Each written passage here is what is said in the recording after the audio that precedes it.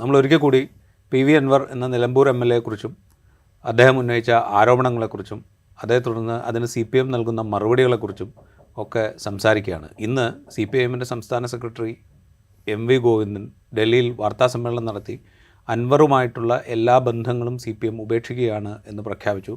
അൻവറിനെതിരെ രംഗത്തിറങ്ങാൻ party അംഗങ്ങളോടും അനുഭാവികളോടും ഒക്കെ ആവശ്യപ്പെടുകയും ചെയ്തു. ഇതിന് അടുത്ത മൊമെൻറ്റിൽ PV അൻവർ മറുപടിയുമായിട്ട് രംഗത്ത് വന്നു. താൻ സാധാരണക്കാരായ പാർട്ടി പ്രവർത്തകരുടെ ആവശ്യങ്ങൾ നിറവേറ്റാൻ പാർട്ടിയുടെ താഴെത്തട്ടിലുള്ള നേതാക്കന്മാർക്ക് കഴിയുന്നില്ല. സാധാരണക്കാരും പാവപ്പെട്ടവരുമായ മനുഷ്യരുമായിട്ട് പാർട്ടിക്കുള്ള ബന്ധം ഇല്ലാതായി പോയിക്കൊണ്ടിരിക്കുകയാണ്. അതിനെക്കുറിച്ചാണ് ഞാൻ സംസാരിക്കുന്നത്. കഴിഞ്ഞ ലോക്സഭാ തെരഞ്ഞെടുപ്പിലുണ്ടായ പരാജയത്തെക്കുറിച്ച് CPM പഠിച്ചിട്ടുണ്ടോ എന്നൊക്കെയുള്ള ചോദ്യങ്ങളുമായിട്ട് അൻവർ രംഗത്ത് വരികയും ചെയ്തു. ഈ ആരോപണ പ്രത്യാരോപണങ്ങൾ, വാർത്താ സമ്മേളനങ്ങൾ, ഇതൊക്കെ ഇങ്ങനെ നിരന്തരം നടന്നുകൊണ്ടിരിക്കുകയാണ്. ഈ ഘട്ടത്തിലാണ് നമ്മൾ ഇതിനെക്കുറിച്ച് സംസാരിക്കുന്നത്. എനിക്കിപ്പോൾ ഉള്ളത് ദാമോദർ പ്രസാദാണ്. ദാമോദർ പ്രസാദ്, ഈ PV അൻവർ എന്നുള്ള വ്യക്തിക്ക് നിലമ്പൂരത്തെ ഒരു MLA എന്നുള്ളതിൽ കഴിഞ്ഞൊരു പാൻ കേരള അക്സെപ്റ്റൻസ് ഞാൻ പറഞ്ഞ ഒരു പൊളിറ്റിക്കൽ അക്സെപ്റ്റൻസ് അല്ല ഞാൻ പറയുന്നത്, അദ്ദേഹത്തിൻ്റെ ഈ വാർത്താ സമ്മേളനങ്ങളൊക്കെ വഴി ഒരു പാൻ കേരള അക്സെപ്റ്റൻസ് കിട്ടിയെന്ന് തോന്നുന്നുണ്ടോ? അല്ല, പാൻ കേരള അക്സെപ്റ്റൻസ് പറഞ്ഞാൽ കേരളത്തിൻ്റെ വിവിധ പ്രദേശങ്ങളിൽ ഉള്ള സാമൂഹ്യ ജനവിഭാഗങ്ങളിലെല്ലാം തന്നെ സ്വീകാര്യത വേണം. മാധ്യമങ്ങളിലൂടെ അങ്ങനെ ഒരു സാന്നിധ്യം ഉണ്ടായതുകൊണ്ട് ആ സ്വീകാര്യത വരണമെന്നില്ല. കാര്യം വ്യത്യസ്ത ജനവിഭാഗങ്ങളാണല്ലോ കേരളത്തിലുള്ളത്. അതിൽ ജാതി, മത, ഇപ്പോൾ രാഷ്ട്രീയ പാർട്ടി, അപ്പോൾ അവരിലെല്ലാവരിലും അൻവർ ഒരേപോലെ സ്വാധീനം ചെലുത്തി എന്നുള്ള കാര്യത്തിൽ എനിക്ക് സംശയമുണ്ട്. അത് ഭാവിയിൽ ഉണ്ടാവുമെന്ന് എനിക്കറിയില്ല, കാര്യം നമ്മളങ്ങനെ പ്രഡിക്റ്റ് ചെയ്യാൻ പറ്റില്ല. പക്ഷേ നിലവിൽ മാധ്യമത്തിലൂടെ പഴയൊരു നിലമ്പൂർ MLA നിലയിൽ നിന്ന് ഒരു സിഗ്നിഫിക്കൻ്റ് ആയിട്ടൊരു കാര്യം പറയാൻ സാധിക്കുന്ന ഒരാൾ നിലയ്ക്കൊരു ശ്രദ്ധ ആകർഷിക്കാൻ സാധിച്ചിട്ടുണ്ട്. പക്ഷേ എനിക്ക് തോന്നിയൊരു കാര്യം എന്താ വെച്ചിട്ടുണ്ടെങ്കിൽ, ഇതിൻ്റെ പിന്നിൽ പറയുന്ന ഒരു കാര്യം, അൻവറിനെ കുറിച്ച് പറയുന്ന ഒരു കാര്യം പൊതുവിൽ എല്ലാവരും പറയുന്ന കാര്യത്തെക്കുറിച്ചുള്ളതാണ്. കാര്യം എല്ലാവരും സ്പെക്കുലേറ്റ് ചെയ്യുന്നുണ്ട്. ഇത് ഒറ്റയ്ക്കൊരാൾ പറയുന്നതാണോ, ഇതിൻ്റെ പിന്നിൽ പല എന്താ പറയുക ശക്തികളുണ്ടോ? അപ്പോൾ വളരെ ഇസ്ലാമോഫോബിക്കായിട്ടുള്ള പല ആൾക്കാരും അത് നമ്മൾ നിരാകരിക്കേണ്ടതാണ്. കാര്യം ഈ UAE കുറേ ബിസിനസ്സുകാർ അങ്ങനെയൊക്കെ പറഞ്ഞാൽ അതൊന്നും എനിക്കത്ര നമുക്ക് സ്പെക്കുലേറ്റ് ചെയ്ത് അങ്ങനെ കാര്യം പറയുന്നത് വേറൊരു ഡയമെൻഷനിൽ പോകുന്ന കാര്യം. അതൊന്നും ഒരു ശരിയല്ലാത്ത കാര്യം എനിക്ക് അഭിപ്രായമുണ്ട്. രണ്ടാമത് പിന്നെ പറയുന്നത് CPMൻ്റെ അകത്ത് തന്നെയുള്ള നേതാക്കൾ ഇദ്ദേഹത്തെ പ്രോത്സാഹിപ്പിക്കുന്നു. അങ്ങനെ പല ആരും സംശയം ഉന്നയിച്ചു. പക്ഷേ അതും ഇന്ന് ഇല്ല. പക്ഷേ എനിക്ക് തോന്നി അൻവർ തന്നെ PV അൻവർ തന്നെ ചില കാര്യങ്ങൾ പറയുന്നുണ്ട്. ഒരു അസാധാരണ സ്വഭാവമുള്ളൊരു ആളാണ്. ഇപ്പോൾ രാഷ്ട്രീയ പ്രവർത്തനം മാത്രമല്ല, പ്രത്യേക സാധാരണ രാഷ്ട്രീയക്കാരൻ്റെ ഒരു സവിശേഷത കാണിക്കുന്ന ആളല്ല. കാര്യം ഇമ്മീഡിയറ്റ്ലി വാർത്താ മറുപടികൾ പറയുമ്പോൾ MV ഗോവിന്ദൻ മാഷ് ഒരു പത്രസമ്മേളനം വിളിച്ചു, അത് കേൾക്കുക, ഉടനെ മറുപടി പറയാമെന്നൊക്കെ ഒരു സാധാരണ രാഷ്ട്രീയക്കാരോ രാഷ്ട്രീയത്തിൽ പ്രവർത്തിക്കുന്ന പിന്തുടരുന്ന രീതിയല്ല. അപ്പോൾ അങ്ങനത്തെ സാധാരണ രാഷ്ട്രീയക്കാരനല്ല. ആ വ്യത്യസ്തമായിട്ട് ഇന്നലത്തെ പത്രസമ്മേളനത്തിൽ രസകരമായിട്ടുള്ള കാര്യം പറഞ്ഞു. എനിക്ക് അതിൻ്റെ അകത്തൊരു നമ്മുടെ പൊളിറ്റിക്കൽ കമ്മ്യൂണിക്കേഷൻ വിദ്യാർത്ഥിനിക്ക് രസകരമായിട്ടുള്ള കാര്യം തോന്നി. ഇങ്ങനെ പറഞ്ഞ കാര്യം വെച്ചിട്ടുണ്ടെങ്കിൽ, കക്ഷിയെ സംബന്ധിച്ചോളം കേരളത്തിലെ പ്രധാനപ്പെട്ട ഈഗോസെൻട്രിക്കായിട്ടുള്ള നേതാക്കളൊരാളാണ് PV അൻവർ. അത് ഭയങ്കരമായിട്ട് ആത്മാഭിമാനം എന്ന് കക്ഷി പറയുന്ന കക്ഷിയുടെ ഒരു ഈഗോസെൻട്രിസിറ്റിയാണ് പറയുന്നത്. ഇന്നലെ ഒരു പറഞ്ഞ കൂട്ടത്തിൽ കാര്യം പറഞ്ഞു, ഞാൻ ഈ പ്രശ്നം ഉന്നയിച്ചു. ഇന്നലെ ക്രോണോളജി എന്നൊക്കെ വാക്ക് ഉപയോഗിക്കേണ്ടായിരുന്നു. ക്രോണോളജിക്കലായിട്ട് മുഴുവൻ ഇതിനെ അവതരിപ്പിക്കണം. അതിൻ്റെ കൂട്ടത്തിൽ കാര്യം പറഞ്ഞത്, ഞാൻ മുഖ്യമന്ത്രിയെ കാണാൻ പോയി, അതിനുശേഷം ഗോവിന്ദ മാഷ് കാണാൻ പോയി, അങ്ങനെയൊക്കെ പറഞ്ഞതിന് ശേഷം പറഞ്ഞു, തിരിച്ചു വരണ വഴിക്ക് ഇവിടുത്തെ SPയെ സസ്പെൻഡ് ചെയ്യുകയും SPയെ മാറ്റുകയും DYSPയെ മാറ്റുകയും മറ്റ് സുജിത് ദാസിനെ സസ്പെൻഡ് ചെയ്തപ്പോഴേക്കും കക്ഷി എന്നെ അഭിനയിച്ച് കാണിച്ചു, ജയ് അൻവർ, കക്ഷി എന്നെ അൻവർ സിന്ദാബാദ് കക്ഷി എന്നെ അഭിനയിച്ച് കാണിച്ചു. അപ്പോൾ കക്ഷി തന്നെ ഒരു ഭയങ്കര സംഭവമായി കക്ഷിക്ക് തന്നെ തോന്നി എന്നാണ് അദ്ദേഹം തന്നെ പറഞ്ഞത്. നമ്മൾ പറയണമല്ല, അദ്ദേഹം തോന്നി. അതിനുശേഷം പിന്നീട് എന്താ പറയുക, പിന്നീട് സംശയം വന്നു. കാര്യം താൻ ഉന്നയിച്ച വിധത്തിലല്ല ഭരണ സംവിധാനം പോകുന്നുള്ളതുകൊണ്ട് വീണ്ടും സംശയം വന്നു. അപ്പോൾ വീണ്ടും പത്രസമ്മേളനം നടത്തി. വീണ്ടും എന്തോ പറഞ്ഞ കാര്യം വീണ്ടും തന്നെ ആൾക്കാരെ അഭിനന്ദിച്ച് വിളിച്ചു, പത്രക്കാരെ വിളിച്ചു പറഞ്ഞു. അപ്പോഴും എനിക്ക് ചെറിയ സന്തോഷം തോന്നിയിട്ടുണ്ട്. അതിനുശേഷം ആണ് മുഖ്യമന്ത്രി പത്രസമ്മേളനം വരുന്നത്. മുഖ്യമന്ത്രി പത്രസമ്മേളനം തലേ ദിവസം വിസ്ഫോടാത്മകം എന്ന് പറയാവുന്ന വിധത്തിൽ തന്നെ കുറേ പ്രതികരണം നടത്തുകയും, പക്ഷേ മുഖ്യമന്ത്രി പത്രസമ്മേളനം ഒരു ക്ലോഷർ വരുത്തി ഈ കാര്യത്തിൽ. ആ ക്ലോഷറിൽ അദ്ദേഹം എനിക്ക് PV അൻവർ വലിയൊരു നിന്ദ ഫീൽ ചെയ്തു. മുഖ്യമന്ത്രിയുടെ ബന്ധമൊക്കെ അദ്ദേഹം പറയുന്നുണ്ട്. അവൻ എന്താ വെച്ചിട്ടുണ്ടെങ്കിൽ പരിപൂർണ്ണമായി നിരാകരിക്കപ്പെട്ടു. ഉദാഹരണം, പൊളിറ്റിക്കൽ സെക്രട്ടറി P ശശിയെക്കുറിച്ചുള്ള ഭാഗത്തിൽ അന്വേഷിക്കാമെന്ന് അന്ന് മുഖ്യമന്ത്രി പറഞ്ഞിരുന്നെങ്കിൽ അദ്ദേഹം തൃപ്തിപ്പെടുമായിരുന്നു തന്നെ തോന്നി. പക്ഷേ ഒരു കാരണവശാലും അന്വേഷിക്കില്ല, മാത്രമല്ല അവജ്ഞയോടെ തള്ളുന്നു എന്നായിരുന്നു മുഖ്യമന്ത്രിയുടെ പ്രയോഗം. മാത്രമല്ല അന്വേഷിക്കേണ്ട ആവശ്യമില്ല, മാതൃകാ പ്രവർത്തനം നടത്തി. അത് വലിയ ക്ഷീണം ഉണ്ടാക്കി. കാര്യം അദ്ദേഹത്തിൻ്റെ കോൺസ്റ്റിറ്റ്യുവൻസിയിലും ഇടതുപക്ഷ പ്രവർത്തകർക്കിടയിലൊക്കെ അത് വലിയ തൻ്റെ ഇമേജ് കോട്ടം സംഭവിക്കും. മുഖ്യമന്ത്രി ധ്വനിപ്പിച്ചിരുന്നു, അത് സത്യമാണ്. കാര്യം സ്വർണ്ണ കള്ളക്കടത്തിനെ ബന്ധപ്പെട്ട് അൻവറിനൊരു PV അൻവർ എന്ന MLAക്ക് റോളുണ്ടോ, അതും അദ്ദേഹത്തെ സംബന്ധിച്ചിടത്തോളം വലിയ ക്ഷീണം ഉണ്ടാക്കി. അപ്പോൾ ആ ക്ഷീണം ഈഗോസെൻട്രിസിറ്റി ഉള്ളൊരു നേതാവിനെ സംബന്ധിച്ചിടത്തോളം അത് വലിയ തോതിലുള്ള തൻ്റെ ആരാധകരുടെയും കാര്യം, അങ്ങനെ ഒരു സോഷ്യൽ മീഡിയയിലേക്ക് ചിക്കുന്നവരാണ്. അപ്പോൾ അത്തരം ഒരു സോഷ്യൽ മീഡിയ കാലത്തെ ലീഡറും കൂടിയാണ് PV അൻവർ. പഴയ പരമ്പരാഗത ഒരു ലീഡറല്ല. അപ്പോൾ അത്തരം ആരാധകരും ലൈക്സും ഫോളോവേഴ്സും ഒക്കെ ഇഷ്ടപ്പെടുകയും അതിൽ അഭിരമിക്കുകയും ചെയ്യുന്ന ഒരു ലീഡറാണ്. അപ്പോൾ അതിൻ്റെ ഒരു ഷോക്ക് എന്നാണ് പിന്നീട് ഘട്ടം ഘട്ടമായിട്ട് ഇതിലേക്ക് ഇന്നലത്തേക്ക് എത്തിയത്.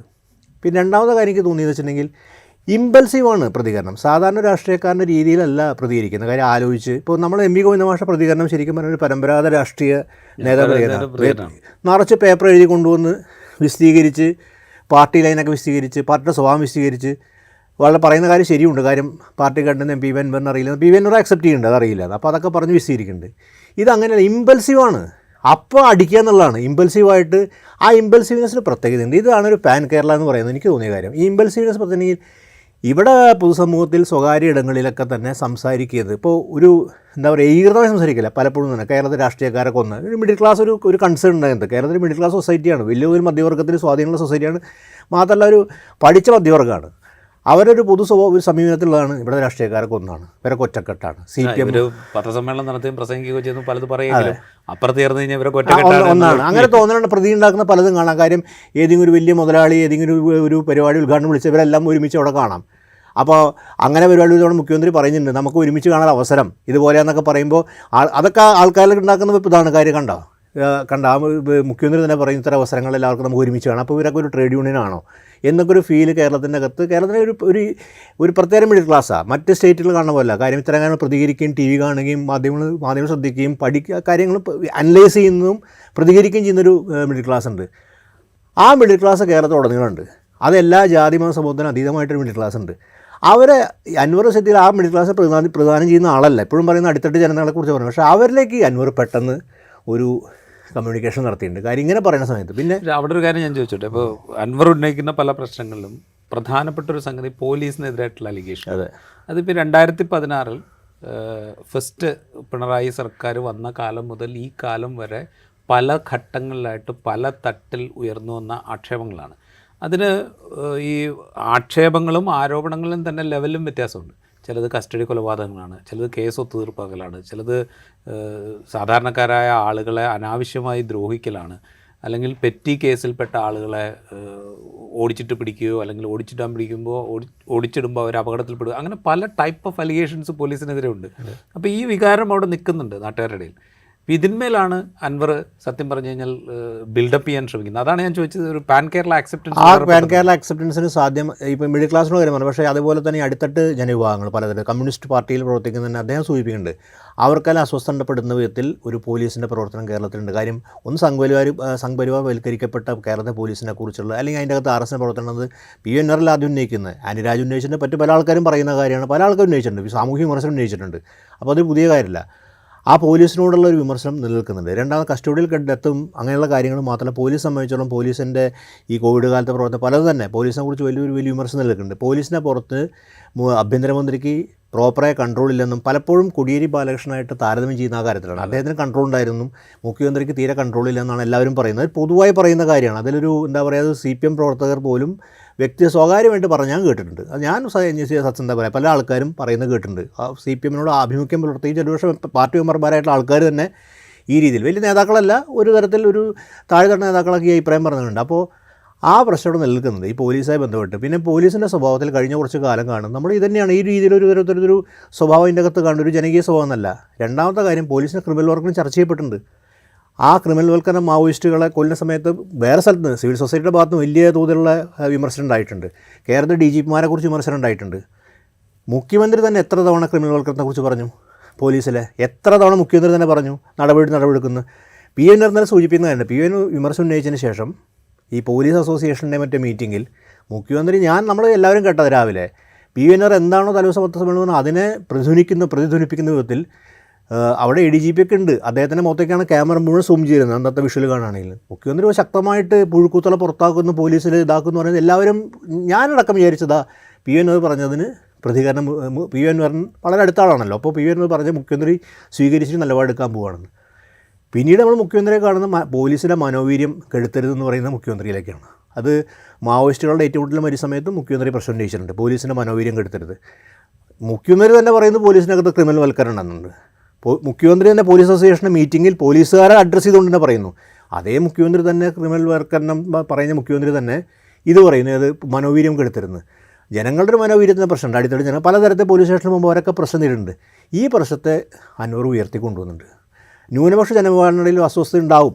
ഇത് പറയുമ്പോൾ അത് വലിയ തോതിൽ അസ്വസ്ഥത സൃഷ്ടിക്കുന്ന കാര്യമാണ്. കാര്യം ഈ അറസ്റ്റുമായി ബന്ധപ്പെട്ടൊക്കെ ഒരു സീരിയസ് കാര്യങ്ങൾ കഥയല്ല, സീരിയസായ വസ്തുതകൾ അൻവർ ഉന്നയിക്കുന്നുണ്ട്.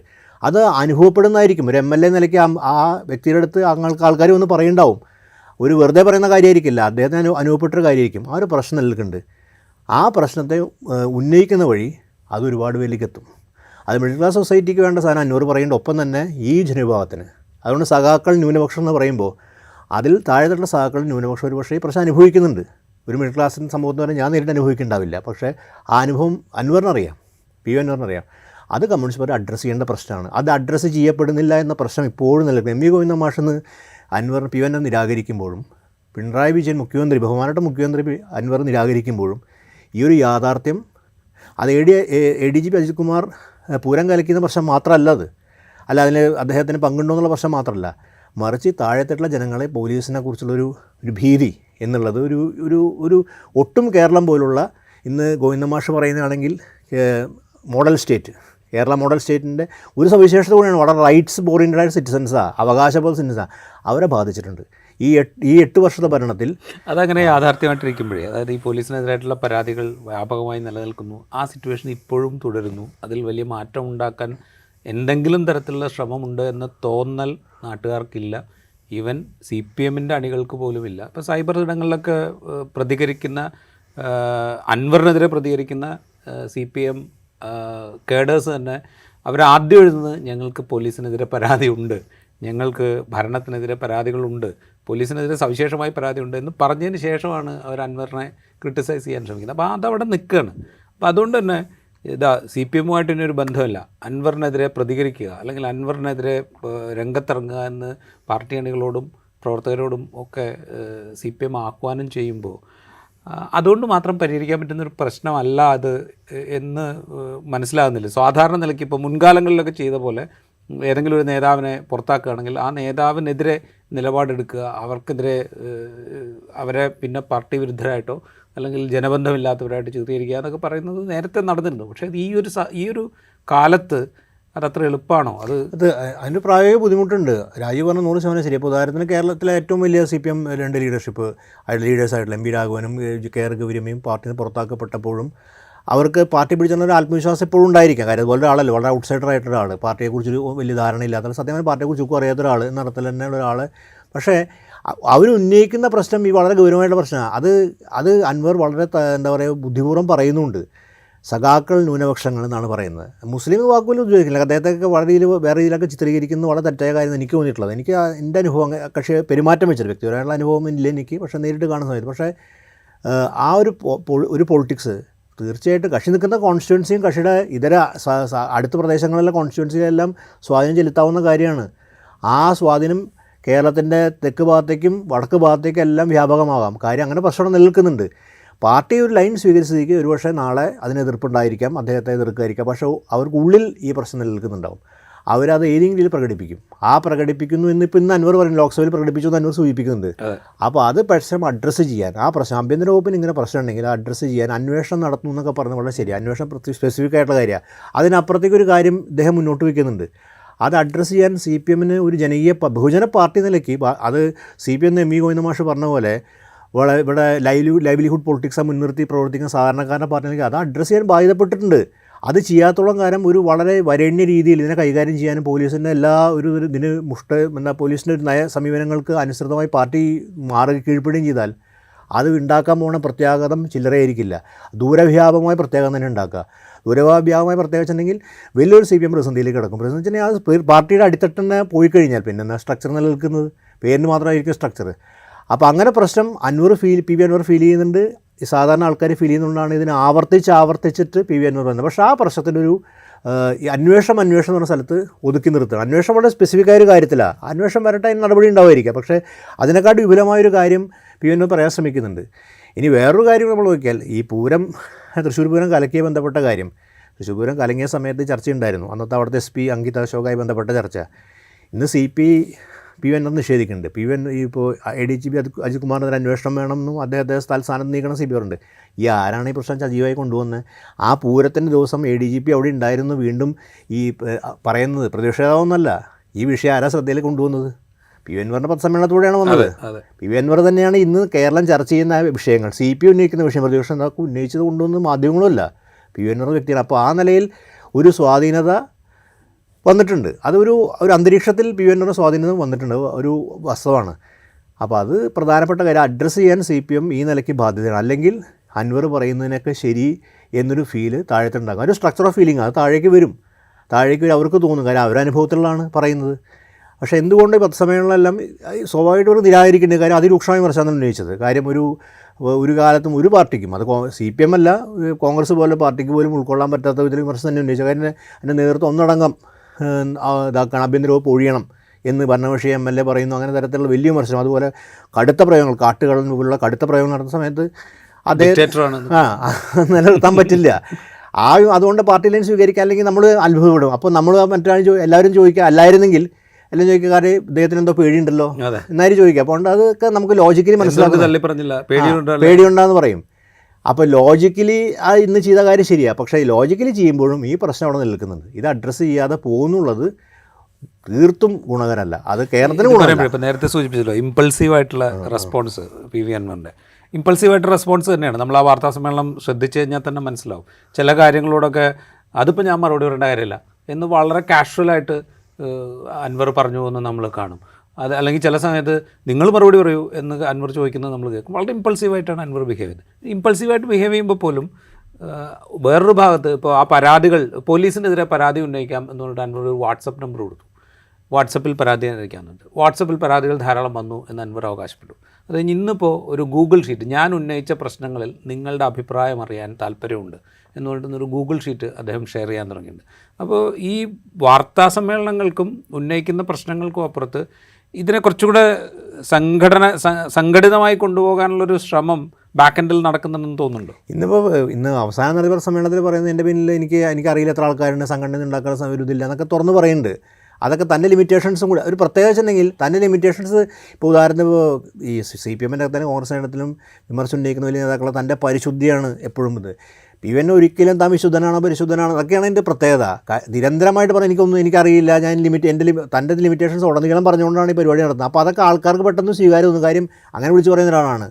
ഇങ്ങനെയൊക്കെ ഈ സ്വന്തം ലിമിറ്റേഷൻസ് പറഞ്ഞുകൊണ്ടാണ്, അല്ലാണ്ട് ഞാൻ വിശുദ്ധനാണെന്ന് പറയുന്നില്ലല്ലോ ആ കൂട്ടത്തിൽ. പക്ഷേ ഈ നവമാധ്യമവുമായി ബന്ധപ്പെട്ട് പി വി അൻവറിനെ സംബന്ധിച്ചോളം ഒരു ധാരണയുണ്ട്. അദ്ദേഹത്തിന് അതിനെ പിന്തുണയ്ക്ക് ചെറുപ്പക്കാർ സമൂഹം ഉണ്ടോ, അല്ലെങ്കിൽ നമുക്ക് അങ്ങനെ തോന്നേണ്ടി വരും. കാര്യം ഈ ഗൂഗിൾ ഫോമെല്ലാം അത്തരം ഒരു രീതിയാണ്, ഈ ആം ആദ്മി എന്നൊക്കെ പറഞ്ഞ രീതിയാണ് ഗൂഗിൾ ഫോം. അങ്ങനെ രീതികൾ അവലംബിക്കുന്നത് ഒരു പുതിയ ഇതായിരിക്കും, പുതിയ സ്ട്രാറ്റജി. പക്ഷേ അൻവർ ഒരു കേരള പാർട്ടി ഉണ്ടാക്കാൻ, പക്ഷേ മലപ്പുറത്ത് ഒരു പ്രധാനപ്പെട്ട ലീഡറായി കഴിഞ്ഞിരിക്കുന്നു. അതെ, മലപ്പുറത്ത് വലിയ ലീഡറായി കഴിഞ്ഞിരിക്കുന്നു. കാര്യം അതൊക്കെ യാഥാർത്ഥ്യം. മലപ്പുറം മാത്രമല്ല, ഒരു പക്ഷേ മലബാറിൽ തന്നെ ഒരു പ്രധാനപ്പെട്ട ലീഡറായിട്ടുണ്ട്. ഈ ചെറിയ സമയത്തിനുള്ള തന്നെ അദ്ദേഹത്തിന് അങ്ങനെ സ്വീകാര്യത വന്നിട്ടുണ്ട്. അപ്പോൾ ആ നിലയിലൊരു കോൺസ്റ്റിറ്റ്യുവൻസിയൊക്കെ നിർണ്ണയിക്കാൻ പറ്റുന്ന രീതിയിൽ വരികയാണെങ്കിൽ ഒരു ബാർഗൈനിങ് പവറായി. അത് ഇപ്പോൾ അദ്ദേഹത്തിന് പൊളിറ്റിക്കൽ അഡ്വാൻറ്റേജ് ആയിട്ട് വരും. നാളെ LDF-നോടും UDF-നോടൊക്കെ അദ്ദേഹത്തിന് ബാർഗൈൻ ചെയ്യാനുള്ളൊരു പവറിലേക്ക് എത്താം. അതിനുള്ള ശ്രമങ്ങൾ സ്വാഭാവികമായിട്ട് നടത്തണമല്ലോ. കാര്യം അയാൾ MLA ആണ്, രാഷ്ട്രീയ പ്രവർത്തനം നിൽക്കുന്നതാണ്. അതിന് പക്ഷേ നവമാധ്യമങ്ങളുടെ രീതിയിൽ അവലംബിക്കുന്നത് വളരെ രസകരമായിട്ടുള്ള കാര്യമാണ്. കാര്യം നവമാധ്യമത്തിൻ്റെ ആളും കൂടിയാണ്, ഈ കാലത്തെക്കുറിച്ച് നന്നായി മനസ്സിലാക്കുന്ന ആളാണ്. ഇപ്പോൾ ഇന്നലെ വീഡിയോ വെച്ച് പത്രസമ്മേളനം നടത്തുക, അതിൽ ചെറിയ തെറ്റൊക്കെ പറ്റിയിട്ടുണ്ടെങ്കിൽ വീഡിയോ വെച്ച് പത്രസമ്മേളനം നടത്തുക, അങ്ങനെയുള്ള രീതിയിൽ അവലംബിക്കാനുള്ളൊരു ഇതൊക്കെ അദ്ദേഹം കാണിക്കുന്നുണ്ട്. അപ്പോൾ ആ ഒരു കാഴ്ചപ്പാട് വെച്ച് നോക്കുമ്പോൾ ഇതൊരു പക്ഷേ ഒരു പുതിയ സംഘടന രൂപങ്ങളിലേക്കെല്ലാം എല്ലാം പതുക്കെ വരാം. അത് ഏത് രൂപത്തിൽ വരും നമ്മൾ കണ്ടറിയണം. പക്ഷേ ആ സ്വാധീനമായുള്ള ബിൽഡപ്പ് ഇപ്പോൾ എല്ലാം സിംഗിൾ ലീഡർ പാർട്ടികളാണല്ലോ. സിംഗിൾ ലീഡർ പാർട്ടികളാണ് പുതിയ ട്രെൻഡ്. ആ നിലയ്ക്ക് ഇതൊരു പരീക്ഷണം കേരളത്തിൽ വരാം. അങ്ങനെ പരീക്ഷണത്തിൻ്റെ ഒരു 4-5 സീറ്റിലൊരു നിർണായകമായിട്ടുള്ള കോൺസ്റ്റിറ്റ്യൂൻസിനെ സ്വാധീനം ചെലുത്തുകയാണെങ്കിൽ, പണ്ട് നമ്മുടെ ചെറുപ്പകാലത്തൊക്കെ MA ജോൺ നമ്മെ നയിക്കും, പി വി അൻവർ നമ്മെ നയിക്കും എന്നൊക്കെ പറഞ്ഞിട്ടുള്ള മുദ്രാവാക്യങ്ങൾ വന്നാൽ അത്ഭുതപ്പെടാനില്ല. കാര്യം അങ്ങനെ വരാം. അങ്ങനത്തെ ഒരു സ്വാധീനം ഉണ്ടാവാൻ സാധ്യത എനിക്ക് തോന്നുന്നു. കാര്യം ഇത് CPM-ൻ്റെ കാര്യം വന്നിട്ടുണ്ട്. പ്രതിപക്ഷ രാഷ്ട്രീയ പാർട്ടികൾക്കും ഒരു പ്രശ്നമുണ്ട്. ഉദാഹരണത്തിന് മുസ്ലിം ലീഗും എന്ന് വിളിക്കുന്ന സംഘടന മലപ്പുറത്ത് സാധ്യതയുള്ള മുസ്ലിം ലീഗിൻ്റെ ഭാഗമായിട്ടുള്ള ചെറുപ്പക്കാർ ഇദ്ദേഹത്തോട് ആകർഷിക്കപ്പെടാനുള്ള സകല സാധ്യതയും കാണുന്നുണ്ട്. കാര്യം അവർ അനുഭവിക്കുന്ന പ്രശ്നങ്ങളും ലീഗാൽ പരിഹരിക്കപ്പെടില്ല. അവിടെയാണ് ഇന്നലെ അദ്ദേഹം പറയുന്നത്, ഇവരൊക്കെ ഒരു സംഘമാണല്ലോ, ഞാനതല്ല, ഞാൻ ആ സംഘത്തിൽപ്പെട്ട ആളല്ല എന്ന് പറയുന്നത് പുതിയ ചെറുപ്പക്കാർക്ക് ഒരു പ്രത്യേക തരത്തിലൊരു കമ്മ്യൂണിക്കേഷൻ സാധ്യതയാണ്. അത് മാത്രമല്ല, അദ്ദേഹം ഈ ന്യൂനപക്ഷ സമുദായവുമായി ബന്ധപ്പെട്ട വിഷയങ്ങൾ ഉന്നയിക്കുമ്പോൾ പർട്ടിക്കുലർലി ഊന്നാൻ ശ്രമിക്കുന്നത് ഇവിടെ വേറെ എം എൽ എമാരുണ്ടല്ലോ, അത് പറയുന്നുണ്ട്, 10-12 എം എൽ എമാരുണ്ടല്ലോ, അവരൊന്നും ഈ വിഷയം ഉന്നയിക്കുന്നില്ലല്ലോ. അദ്ദേഹം ആവർത്തിച്ച് പറയാൻ ശ്രമിക്കുന്നുണ്ട്. ആവർത്തിച്ച് പറയുന്നുണ്ട്. അതിൻ്റെ എയിമൊക്കെ വളരെ കൃത്യമാണ്. അദ്ദേഹം എല്ലാ രാഷ്ട്രീയ പാർട്ടികളെ കുറിച്ച് പറയുന്നുണ്ട്. അവരുടെ നേതൃത്വ സഖ്യത്ത് പറഞ്ഞ് നിങ്ങൾ അവരെയാണ് അഡ്രസ്സ് ചെയ്യുന്നത്, നേതൃത്വം നിങ്ങളെ പറ്റിക്കുകയാണെന്ന് പറയുന്നത്. അപ്പോൾ ആ പുതിയ ചെറുപ്പക്കാർക്കെല്ലാം ഇത്ര പരീക്ഷ നടത്താൻ തയ്യാറായിരിക്കും. കാര്യങ്ങളിൽ ലീഡർ വരികയാണ്, ലീഡർ സെൻട്രൽ പാർട്ടിയുടെ കാലമാണ്. മാത്രമല്ല ഒരു പ്രത്യേക തൻ്റെയിടം കാണിക്കുന്ന ആൾ, അതൊക്കെ ഈ കാലത്ത് ആകർഷണീയമായ ഒരു ഘടകങ്ങളാണ്. ആ നിലയ്ക്കെല്ലാം ഒരു ഭാവി ഉരുത്തിരിയാൻ സാധ്യതയുണ്ട്. പക്ഷേ ഇതൊക്കെ എങ്ങനെ സ്ട്രാറ്റജൈസ് ചെയ്യുന്നതനുസരിക്കും. പക്ഷേ അങ്ങനത്തെ സ്ട്രാറ്റജിയേക്കാൾ കൂടുതൽ എനിക്ക് തോന്നുന്നു ഇങ്ങനെ നടത്തുന്നെങ്കിലും കക്ഷിയുടെ ഒരു ഇമ്പൾസീവ് സാധനം പ്രധാനം അവിടെ നിൽക്കുന്നുണ്ട്. ആ ഇമ്പൾസ് പിന്നെ ഇപ്പോഴും ഇതൊക്കെ തന്നെ പറഞ്ഞു. എം വി ഗോവിന്ദ മാഷ് രാജീവ് നേരം സൂചിപ്പിച്ചതിൻ്റെ പോലെ എം വി ഗോവിന്ദ മാഷ് ഇത് ഈ പാർട്ടിയിൽ നിന്ന് അദ്ദേഹത്തെ ഒഴിവാക്കി അദ്ദേഹം പറഞ്ഞാലും ഇപ്പോഴും മാർക്സ് പാർട്ടിയുടെ ബേസിക് സ്ഥാനത്ത് നിന്ന് അല്ലെങ്കിൽ മാർക്സ് പാർട്ടി നിൽക്കുന്ന ചില അടിസ്ഥാന ഘടകങ്ങളുണ്ട്, അതിന് വിട്ടുമാറിയിട്ടില്ല. അതിൽ നിന്നുകൊണ്ട് തന്നെയാണ് കാര്യം. അതിൻ്റെ ഒരു എന്താ പറയുക, അതിപ്പോഴും ഒരു പ്രധാനപ്പെട്ട കാര്യം. അതിൻ്റെ പ്രവർത്തകർ ലാൽ സലാം, ഞാൻ പുറത്ത് അവർക്ക് വേണ്ടി ഇത്രയും കാലം ഞാൻ സെക്യൂരിറ്റി അതിനകത്ത് കയറാൻ പറ്റില്ല എന്നാണ് പറയുന്നത്. അപ്പോൾ അതിന് പാർട്ടി വിമർശനം കിട്ടില്ല എന്നാണ് പറയുന്നത്. അപ്പോൾ പുറത്ത് ഞാൻ കാവൽക്കാരന് ഞാൻ അതിന് പുറത്ത് വെക്കും എന്ന് പറയുമ്പോൾ ആ അതിലേക്ക് അല്ലാണ്ട് കോൺഗ്രസ്സിലേക്കോ അല്ലെങ്കിൽ മറ്റു സ്ഥലത്തേക്കല്ലേ പോകുന്നത്. ഇതിൻ്റെ ഘടനയിൽ തന്നെയാണ് താല്പര്യം നിൽക്കുന്നത്. അപ്പോൾ അതൊരു സാരം. പക്ഷേ മലപ്പുറത്ത് പോലെ തന്നെ ഇപ്പോൾ ലീഗും അല്ലെങ്കിൽ കേട്ട് ഫൈറ്റ് ചെയ്യുന്ന CPM-നെ സംബന്ധിച്ചിടത്തോളം അതിലണികൾക്ക് അല്ലെങ്കിൽ ആ താഴെ പ്രവർത്തകർക്ക് ഇദ്ദേഹം ഒരു വലിയ ബിംബമായിരിക്കാം, സാധ്യതയുണ്ട്. അങ്ങനെ വരാം. അതൊക്കെ കാണുന്ന ആളൊരു കാര്യം. നാട്ടിൽ പ്രവർത്തിക്കുന്ന ആളാണല്ലോ, വളരെ ഇറങ്ങി പ്രവർത്തിക്കുന്ന ആണെന്നിലേക്ക് അതൊക്കെ മനസ്സിലാക്കിയിട്ടുണ്ടാവാം. അപ്പോൾ അതിൻ്റെ ഇമ്പാക്റ്റൊക്കെ പക്ഷേ CPM ഇതിനെ അസസ് ചെയ്യുന്ന രീതിയിൽ മറുപടി കൊടുക്കേണ്ടതാണ്. കാര്യം അവരെ ഉന്നത നേതാവിനെ കുറിച്ച് കുറ്റം പറയുകയും അതുപോലെ വളരെ രൂക്ഷ വിമർശിക്കുകയും കാട്ടുകളെന്നൊക്കെ പറയുകയും ചെയ്യുന്ന അതിലൊക്കെ വിമർശനം പറഞ്ഞിട്ടുണ്ടെങ്കിൽ നമ്മളെല്ലാവരും വിചാരിക്കും എന്താ മറുപടി കൊടുക്കാതിരുന്നത്, അല്ലെങ്കിൽ CPM-നകത്ത് ആഭ്യന്തര പ്രശ്നങ്ങളുണ്ടോ എന്നൊക്കെ ആൾക്കാർ വ്യാഖ്യാനിക്കും. അതുകൊണ്ട് മറുപടി കൊടുക്കാൻ CPM കൊടുക്കേണ്ടത് തന്നെയാണ്, അത് കൊടുക്കുകയും ചെയ്തിട്ടുണ്ട്. പക്ഷേ അതിനപ്പുറം ഈ പ്രശ്നം അഡ്രസ്സ് ചെയ്യാനുള്ള ഒരു കാര്യം CPM എടുത്തേ പറ്റൂ. കാര്യം അത് പ്രത്യേകിച്ച് രാജീവ് സൂചിച്ച ആഭ്യന്തര വകുപ്പിൻ്റെ പോലീസായി ബന്ധപ്പെട്ട് അതിൽ ഗുരുതരമായ പിഴവുകളുണ്ടെന്ന യാഥാർത്ഥ്യമാണ്. അത് എന്തുകൊണ്ട് CPM മനസ്സിലാക്കുന്നില്ല എന്നുള്ളത് നമുക്ക് ആർക്കും മനസ്സിലാവാത്ത കാര്യമാണ്. കാര്യം കുറച്ച് കാലമായിട്ടുള്ള കാര്യമാണ്. കാര്യം അതൊരു വലിയ പിഴവ് തന്നെയാണ്. അതിനൊരു വ്യക്തി നിയന്ത്രിക്കും എന്നുള്ള കാര്യം മനസ്സിലാക്കണം. മുഖ്യമന്ത്രിയുടെ കൺട്രോൾ വളരെ തുലവും പരിമിതമാണെന്നുള്ള ആരോപണങ്ങളും വിമർശനങ്ങളും സമൂഹത്തിലുണ്ട്. അതൊരു പ്രശ്നം തന്നെയാണ്. അത് മനസ്സിലാക്കുന്ന അതൊരു ക്രിയാത്മക വിമർശനമായിട്ട് CPM-ൻ്റെ അകത്ത് ആരും ഉന്നയിക്കുന്നുള്ളത് കണ്ടറിയണം. അതിനൊപ്പം അൻവർ ഉന്നയിച്ച ADGP MR അജിത് കുമാറുമായി റിലേറ്റ് ചെയ്ത് ഇപ്പോൾ തൃശ്ശൂർ പൂരം കലക്കലാണെങ്കിലും സ്വർണ്ണക്കടത്തുമായി റിലേറ്റ് ചെയ്ത പ്രശ്നങ്ങളാണെങ്കിലും പിന്നീട് ഉയർന്നു വന്ന ഈ RSS നേതാക്കളുടെ സന്ദർശനമാണെങ്കിലും ഇതുമായി റിലേറ്റ് ചെയ്തതൊക്കെ ഈ അന്വേഷണം നടക്കട്ടെ, റിപ്പോർട്ട് വന്നതിന് ശേഷം നടപടിയെടുക്കാം എന്ന് പറഞ്ഞ് ഓഫ് കോഴ്സ് ഒരു ആരോപണം വന്നു കഴിഞ്ഞാൽ ആരോപണം വരുമ്പോൾ തന്നെ അയാൾ കുറ്റവാളിയാണ് എന്ന് നമുക്ക് പറയാൻ സാധിക്കില്ല. അത് ഒരു കേസിലും അങ്ങനെ പറയുന്നത് ശരിയല്ല. പക്ഷേ ഇവിടെ വളരെ വളരെ ക്രൂഷ്യലായിട്ടുള്ളൊരു ഘട്ടത്തിലാണ് ഇത്തരം പൊളിറ്റിക്കലായിട്ടുള്ള അലിഗേഷൻസ് വരുന്നത്. അപ്പോൾ അവിടെ എല്ലാം അന്വേഷിക്കട്ടെ, അന്വേഷണം വന്ന് റിപ്പോർട്ട് വന്നതിന് ശേഷം നടപടിയെടുക്കാം എന്ന് ഒരു മാസം അത് എക്സ്റ്റെൻഡ് ചെയ്ത് കൊണ്ടുപോയത് പൊളിറ്റിക്കലി CPM-ന് വലിയ നഷ്ടം ഉണ്ടാക്കുന്നു. അതാണല്ലോ CPI ഘടകകക്ഷിയെ പ്രധാനപ്പെട്ട കേസ് ഘടകകക്ഷി CPI അൻവറിനൊപ്പം നിൽക്കുന്ന ആളല്ല. CPI ആവർത്തിച്ച് പറയുന്ന കാര്യം കൂടി അഡ്രസ്സ് ചെയ്യപ്പെടുന്നില്ല എന്നുള്ള കാര്യം. കാരണം ഇതൊരു സാധാരണ ആരോപണം നിലയ്ക്കല്ലോ വരുന്നത്. ഒരു ആരോപണം വരിക, അത് രാജീവ് പറഞ്ഞ 100% ശരിയാണ്. ഒരു ആരോപണം ഇപ്പോൾ വരുന്ന പിറ്റേ ദിവസം ഉദ്യോഗസ്ഥനെ സസ്പെൻഡ് ചെയ്യാമെന്നും അത് പ്രായോഗിക ഇപ്പോൾ PV അൻവർ ആവശ്യപ്പെടാൻ പറ്റും. ഇന്നലെ PV അൻവർ വേറെ എന്തൊക്കെ തെളിവ് കൊണ്ടുവന്നിട്ടുണ്ട്. പക്ഷേ ആ തെളിവ് അവിടെ കൊടുത്തു എനിക്കറിയില്ല, നമുക്കറിയില്ലല്ലോ. അപ്പോൾ ഇത് സ്ഥലം വാങ്ങുന്ന 33 ലക്ഷം 60 ലക്ഷം വിട്ടതൊക്കെ അതൊക്കെ അതിന് 1 മിനിറ്റ് കൊണ്ട് സസ്പെൻഡ് ചെയ്യാൻ പറ്റുന്ന. പക്ഷേ അതൊക്കെ ആ തെളിവ് വരെ പരിശോധന വന്നല്ലോ. പക്ഷേ ഗവൺമെൻറ് അങ്ങനെ ഇമീഡിയറ്റ് ആക്ഷൻ എടുക്കാൻ പറ്റില്ല. അത് പ്രായോഗിക ബുദ്ധിമുട്ടുണ്ട്. കാര്യം അത് ഏത് സർക്കാരാണെങ്കിലും ഏത് പാർട്ടിയുടെ സർക്കാരാണെങ്കിലും അവർക്ക് അതിൻ്റെ പരിശോധിച്ച് ചെയ്യാൻ പറ്റുള്ളൂ. പക്ഷേ ഇവിടെ അസാധാരണമായിട്ടുള്ള കാര്യമാണ് വന്നിട്ടുള്ളത്. ഒരു പൊളിറ്റിക്കലായിട്ട് ഒരു വിഷയമുണ്ട് ഈ പൂരവുമായി ബന്ധപ്പെട്ട്. സ്ഥാനം മാറ്റാം. അത് എന്തുകൊണ്ട് അത് നയപരമായി തീരും. ഒരാളും ചോദ്യം ചെയ്യില്ല. അതൊന്നും കോടതിയിൽ പോകാൻ പറ്റുന്ന കാര്യമില്ല. പക്ഷെ അതെന്തുകൊണ്ട് അത്തരം തിരിച്ച സ്ഥാനം കൊണ്ടുവരല്ലോ. MLA-മാർ രാജിവെച്ചാൽ തിരിച്ചു കൊണ്ടുവരാൻ പറ്റുന്ന പോലെയല്ലോ സ്ഥാനം. അദ്ദേഹം വളരെ ക്ലീൻ ആണെന്ന് കണ്ടാൽ തിരിച്ചു വളരെ എന്താ പറയുക എല്ലാവിധ ഉപചാരത്തോട് തിരിച്ചു കൊണ്ടുവരാൻ പറ്റും. പക്ഷേ അതെന്തുകൊണ്ട് എടുക്കുന്നില്ല എന്നൊരു സംശയം എല്ലാവർക്കും ഉണ്ട്. അതൊരു സംശയം തന്നെ നിൽക്കുന്നുണ്ട്. അതിൻ്റെ പുറത്ത് എന്തുകൊണ്ടാണ് ഈ ഗവൺമെൻറ്റിനോട് പാർട്ടി പറയാത്തത്? കാര്യം എല്ലാ കാലത്തും നമ്മൾ കേരളത്തിൽ എപ്പോഴും ഭരിച്ചപ്പോഴും നമ്മൾ കാണുന്നൊരു പ്രത്യേകത വെച്ചിട്ടുണ്ടെങ്കിൽ പാർട്ടി സംവിധാനം തിരിച്ച് ഗവൺമെൻറ്റിനോട് പലത് ആവശ്യപ്പെടാറുണ്ട്. ഇത് അങ്ങനെ പ്രത്യക്ഷത്തിൽ തന്നെ ആവശ്യപ്പെടാറുണ്ട്. പാർട്ടി അത് കാണിക്കാറുണ്ട് എന്നാണ് എൻ്റെ തോന്നൽ. എൻ്റെ VSL സമയത്തൊക്കെ അന്ന് പ്രാക്ടീസിലെ പിണറായി വിജയൻ കാണിച്ചിരുന്നു. കാര്യം പാർട്ടി വേറെയാണ്, ഞങ്ങൾ ആവശ്യപ്പെട്ടു ജനങ്ങളെ അറിയിക്കാറുമുണ്ട്. രഹസ്യമായിട്ട് നിന്നല്ല. കോർഡിനേഷൻ കമ്മിറ്റി ഉണ്ടായിരുന്നു അറിയാമല്ലോ VSL കാലത്ത്. പക്ഷേ ഇന്ന് അങ്ങനെ ആവശ്യപ്പെടാൻ പറ്റാത്തൊരു സ്ഥിതി ഉണ്ടോ എന്നുള്ളത് അത് PV അൻവർ പറഞ്ഞ പോലെ നിസ്സഹായാവസ്ഥ അങ്ങനെയുള്ള കാര്യങ്ങളൊന്നും പറയാൻ ശരിയല്ല. നമ്മളതൊക്കെ നമുക്കറിയാത്ത കാര്യങ്ങളാണ്. പക്ഷേ അങ്ങനെ ആവശ്യം ഉന്നയിക്കേണ്ടെന്ന് തന്നെ തോന്നുന്നതായിരിക്കാം. പക്ഷേ അത് ഇല്ല. അങ്ങനെ ആവശ്യപ്പെടുന്നത് പോലും CPM സംസ്ഥാന സെക്രട്ടറി MV ഗോവിന്ദനോട് ചോദിക്കുമ്പോൾ, അതായത് ADGP MR Ajith Kumar RSS നേതാക്കളെ കാണാൻ പോയത് രാഷ്ട്രീയമായി ശരിയാണ് എന്ന് CPM കരുതുന്നുണ്ടോ എന്ന് ചോദിക്കുമ്പോൾ അതിന് നേരിട്ട് മറുപടി പറയാതെ അന്വേഷണം നടക്കല്ല, അന്വേഷണ റിപ്പോർട്ട് വന്നതിന് ശേഷം എന്തിനു പോയി എന്നൊക്കെ അറിഞ്ഞതിന് ശേഷം മറുപടി പറയുമ്പോഴേ അതിൽ പൂർണ്ണത വരികയുള്ളൂ.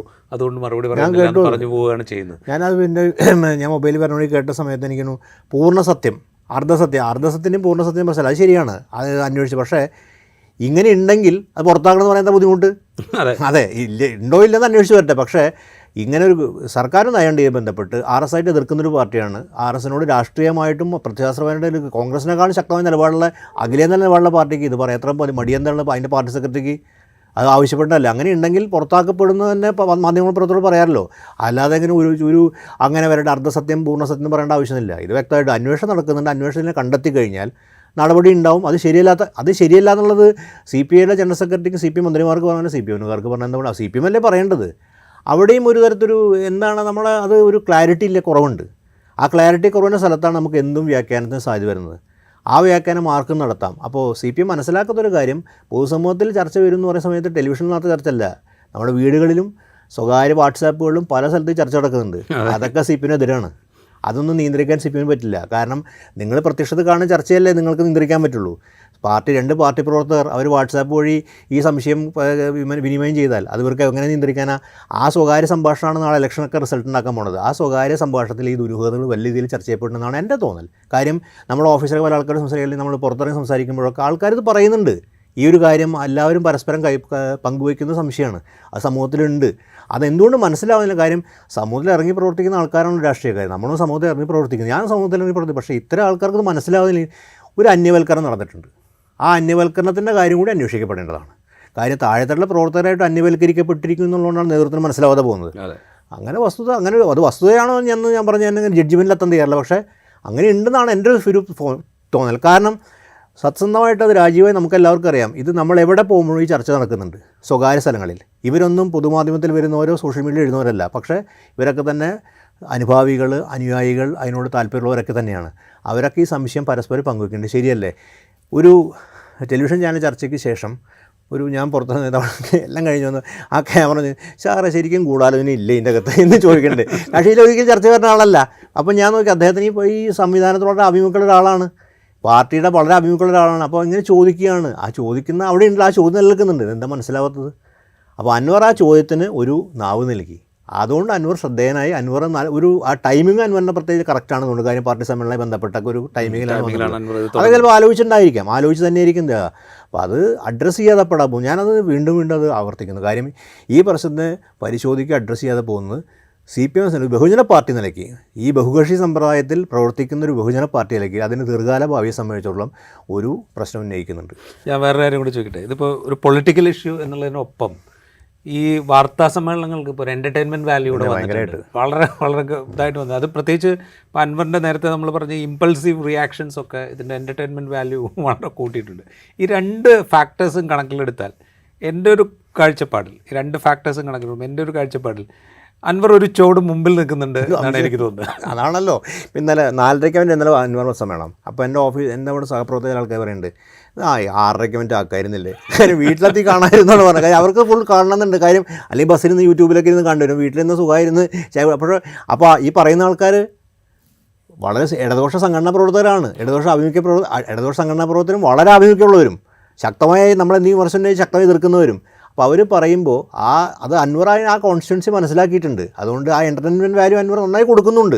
ഗോവിന്ദമാഷൊക്കെ എൻ്റർടൈൻമെൻറ്റ് വാല്യൂ കൊടുക്കാൻ പറ്റില്ല, ആ സ്ഥലത്തിരുന്നേ ഉള്ളൂ. കാര്യം അത്